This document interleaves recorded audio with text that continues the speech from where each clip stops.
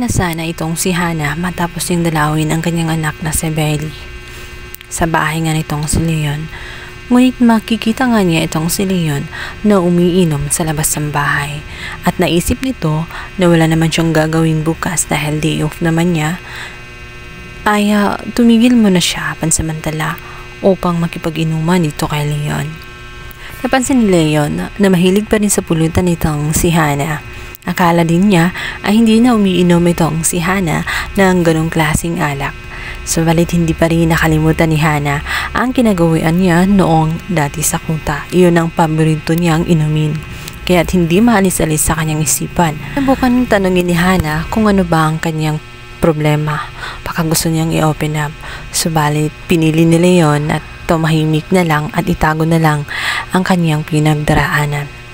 Hanggang sa napatanong itong si Hana kung bakit nagawa niya agad makalimutan siya ng mga nagdaang taon at kay bilis umano niyang makalimot tungkol sa subalit sinabi ni Leon sa kanya ng diretsahan na araw-araw at gabi-gabi hindi niya nakakalimutan itong si Hana. Dinadaan niya sa alak at pag-iinom ang mga araw at gabi na lumilipas. At dahil nga sa sobrang tagal na nga ng panahon at mga taon na lumilipas, tinanggap na lang niya na wala na nga itong si Hana at patay na.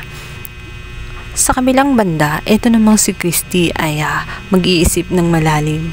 Lalo't naisip niya ang kanyang anak na si Tori kung saan sinabi nito sa kanya na kung ano man ang naging kasalanan ni Leon ay dapat patawarin na lang niya dahil namimiss ng kanyang anak makabanding itong si Leon. Awa siya sa kanyang anak at gusto rin niya na magkaayos na rin sila nitong si Leon. Kaya naman itong si Christy ay agad-agad pupunta sa bahay ni Leon. Subalit magugulat siya sa kanyang masaksihan dahil akto naman nauutusan nga ni Hana itong si Leon na kumuha ng pulutan. Ngunit na-outbalance na itong si Leon dahil sa sobrang kalasingan kung kaya't itong si Hana na lang ang kumuha at muntik naman siyang matumba dahil sa hinawakan siya ni Leon.